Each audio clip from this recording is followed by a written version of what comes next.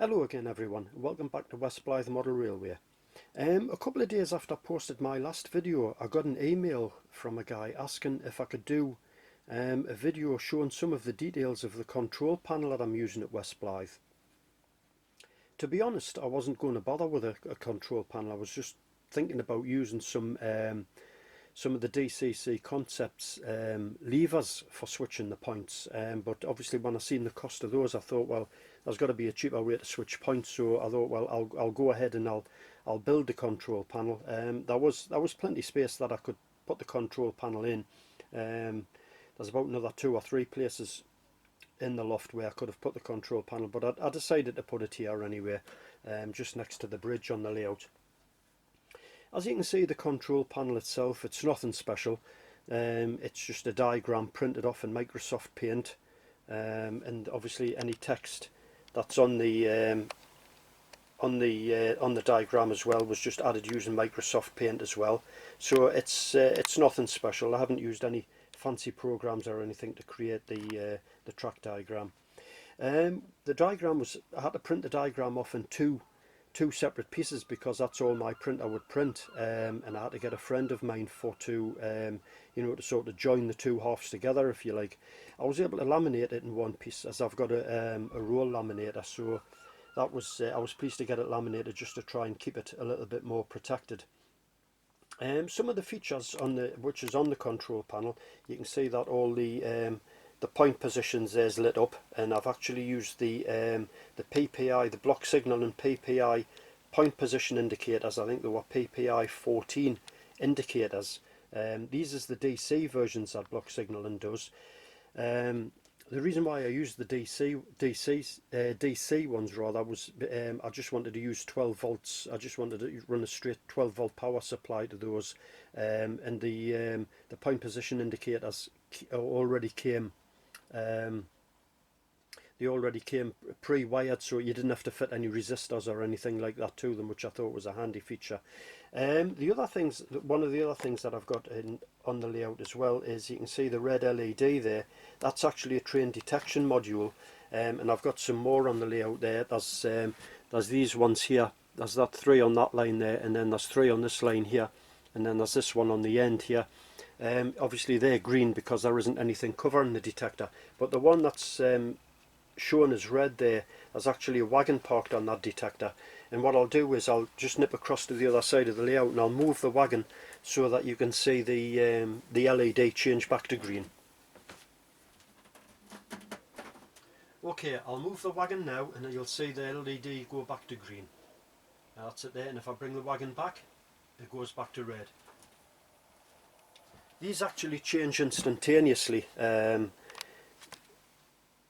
about 4 different programs in the loco detectors, the infrared detectors that you can set up. You can set up like a holdover time and various delays on them and things like that, where they take a few seconds to change from red to green, or you can just have them like in the instantaneous mode, which I've got mine. That's the way I prefer to run mine. These are also block signaling items. I think they are the BOD-NS2, I think they are, which I've used, as I say, there's about 7 or 8 of them on the layout altogether, which I can't remember how much I paid for them now, but they're really very good and they're dead easy to set up. It's just a push button way to set them up, to get them working the way that you want them.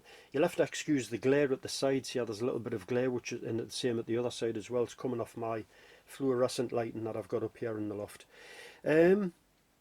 So yeah, just to show you, the points work and the point position indicators work, and I've got 2 double crossovers here. There's one there and there's one here, and if I switch this one here, you can see that the LED changes as the point switch, and this actually fires 2 points, and the other one's the same as well. They're the only 2 double crossovers I've got on the layout. The only other thing anywhere near that is a single slip on the layout, which is up the other end, which is the access into the depot area, and obviously that one fires 2 points as well.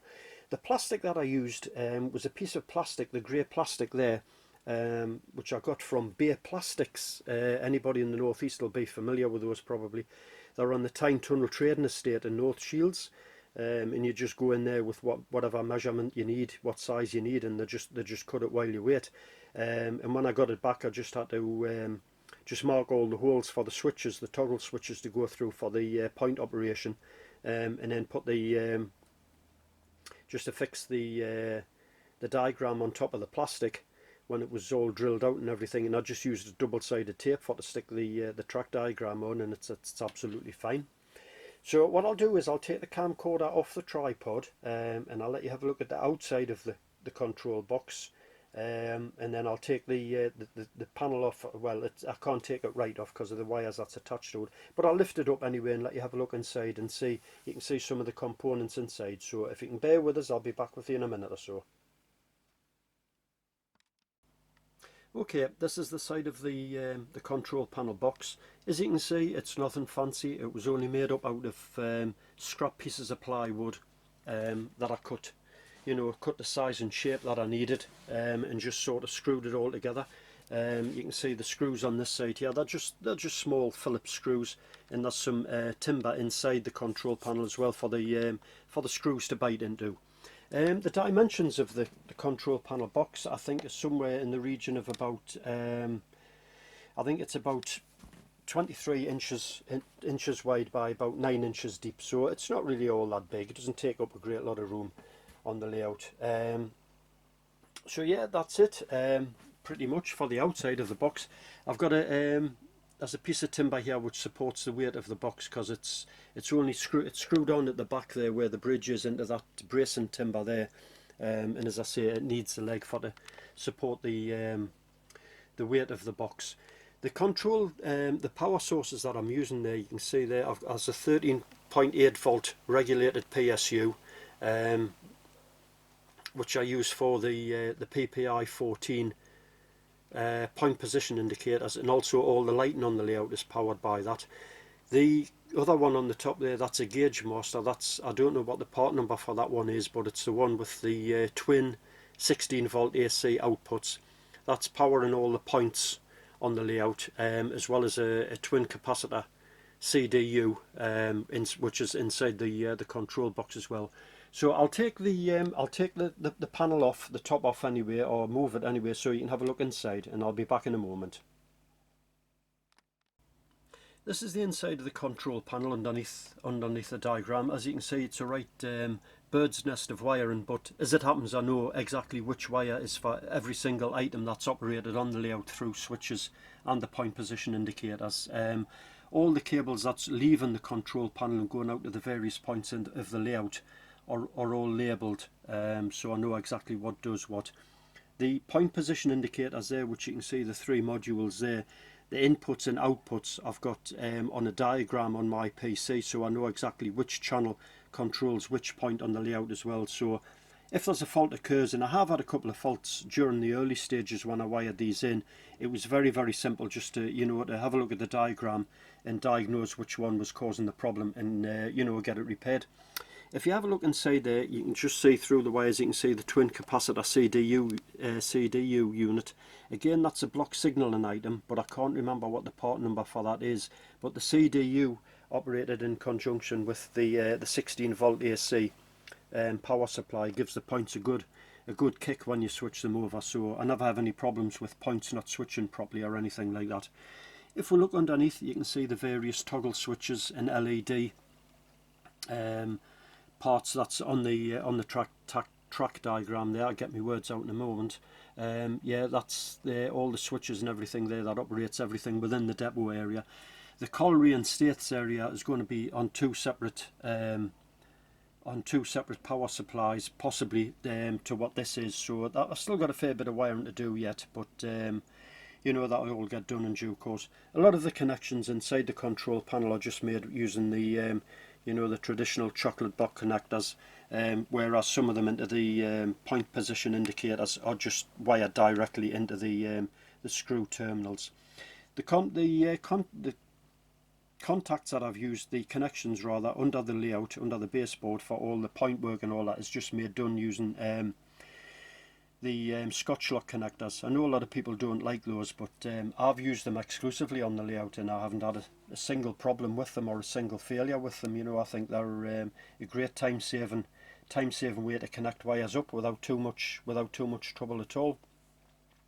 The train detector modules, which I showed you earlier on with the red and green LEDs, the bicolour LEDs, they're not powered by either of those. The train detector modules are actually wired up directly to the DCC bus, so they're taking the power from the track supply. And again, they work absolutely fine. I haven't had any problems with those at all. So I think that's about it for the control panel. I hope whoever wanted the information finds it useful. If anybody needs to know anything or wants to know anything, you can email me direct and I'll do my best to help out. So thanks for watching and stay safe everyone, and I'll hopefully be back with a video possibly within the next few days showing a bit more progress with the jetties that I'm working on for the West Blyth States area. So as I say, thanks for watching and I'll speak to you soon. Thanks, cheers, bye.